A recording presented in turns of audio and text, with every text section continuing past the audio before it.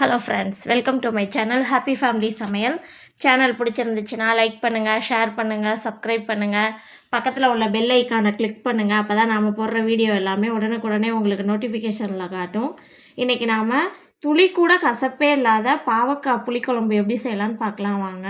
அதுக்கு ஒரு கடாயில் 4 ஸ்பூன் அளவுக்கு கடலெண்ணெய் சேர்த்துக்கோங்க. எண்ணெய் நல்லா சூடானோன்னே 1/4 கிலோ அளவுக்கு நான் பாவக்காய் எடுத்துருக்கேன். பாவக்காயை கட் பண்ணிவிட்டு எண்ணெயில் சேர்த்து நல்லா வதக்கி குழம்பு வைக்கும்போது துளி கூட கசப்பே இருக்காது. சேர்த்துட்டு அடுப்பை லோ ஃப்ளேமில் வச்சு நல்லா கலந்து கொடுங்க. இந்த க்ரீன் கலரில் இருக்க பாவக்காய் நல்லா லைட்டாக ப்ரௌன் கலர் மாறி வரும், அது வரைக்கும் வதக்கணும். உப்பு கொஞ்சமாக சேர்த்துக்கோங்க. உப்பு சேர்த்துட்டு நல்லா கலந்து கொடுங்க. அடுப்பு லோ ஃப்ளேம்லேயே இருக்கட்டும்.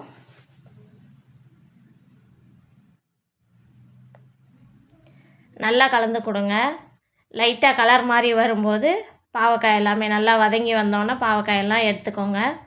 எண்ணெயிலேருந்து தனியாக எடுத்து வச்சுக்கோங்க.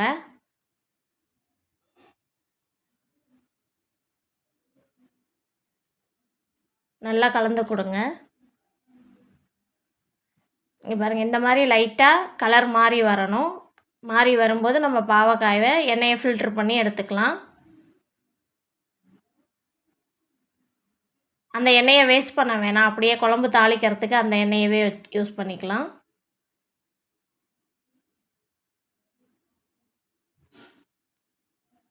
எண்ணெய் நல்லா சூடாயிடுச்சு. 1 ஸ்பூன் அளவுக்கு கடுகு உளுந்து சேர்த்துக்கோங்க. கடுகு நல்லா பொரிஞ்சோன்னா 1/2 ஸ்பூன் அளவுக்கு ஜீரகம் சேர்த்துக்கோங்க. சின்ன ஜீரகம் சேர்த்துக்கோங்க. 1 வெங்காயம் பொடியாக கட் பண்ணி சேர்த்துக்கோங்க. சேர்த்துட்டு நல்லா கலந்து கொடுங்க. வெங்காயம் நல்லா வதங்கி வரட்டும். பூண்டு பல் ஒரு 6-7 பல் பூண்டு உரித்து சேர்த்துக்கோங்க. வெங்காயம் நல்லா இந்த மாதிரி நல்லா வதங்கி வந்தோடனே 3 பழம் பெரிய சைஸ் தக்காளி பழம் 3 பழம் மிக்சியில் அடித்து பேஸ்ட்டாக பியூரியாக வச்சுருக்கோம், அதை சேர்த்துக்கலாம். தக்காளி கட் பண்ணி போடுறத விட இந்த மாதிரி அரைச்சி போடும்போது டேஸ்ட்டும் நல்லாயிருக்கும், குழம்பு திக்னஸும் நல்லாயிருக்கும். நல்லா திக்காக குழம்பு கிடைக்கும்.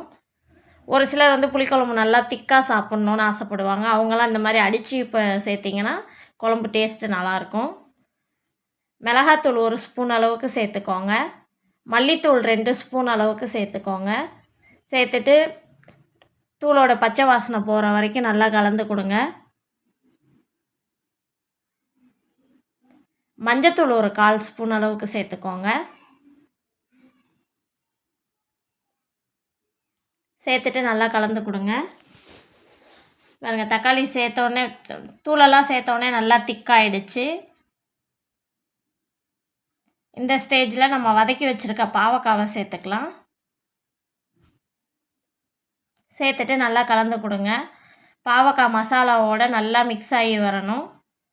நல்லா ஒரு கொதி வந்ததுக்கப்புறம் காய் மூழ்கிற அளவுக்கு தண்ணி சேர்த்துக்கோங்க. உங்களுக்கு குழம்பு ரொம்ப திக்காக வேணும்னா தண்ணி கம்மியாக சேர்த்துக்கோங்க. குழம்பு கொஞ்சம் தண்ணியாக வேணும்னா எக்ஸ்ட்ரா கொஞ்சம் தண்ணி சேர்த்துக்கோங்க.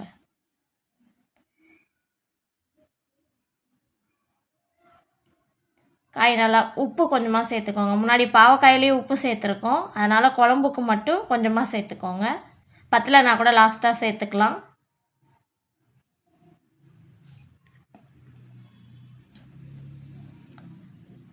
உப்பு சேர்த்துட்டு நல்லா கலந்து கொடுத்துட்டு காய் மூழ்கிற அளவுக்கு தண்ணி சேர்த்துக்கோங்க.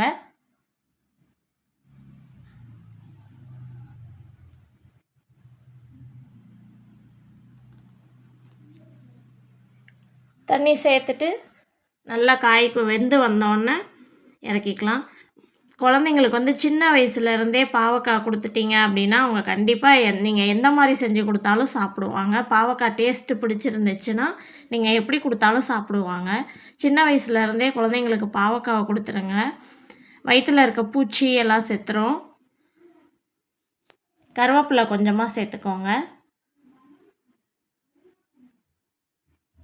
சேர்த்துட்டு குழம்பு நல்லா திக்காகி வர வரைக்கும் கொதிக்கட்டும்.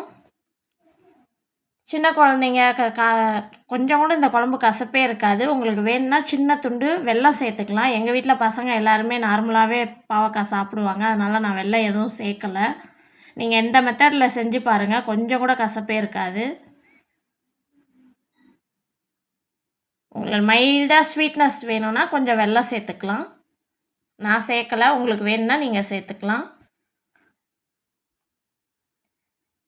நம்ம சேர்த்த தண்ணி எல்லாம் ஓரளவுக்கு நல்லா சுண்டி இந்த மாதிரி கொஞ்சம் திக்காக வந்தோன்னா அடுப்பை ஆஃப் பண்ணிக்கலாம்.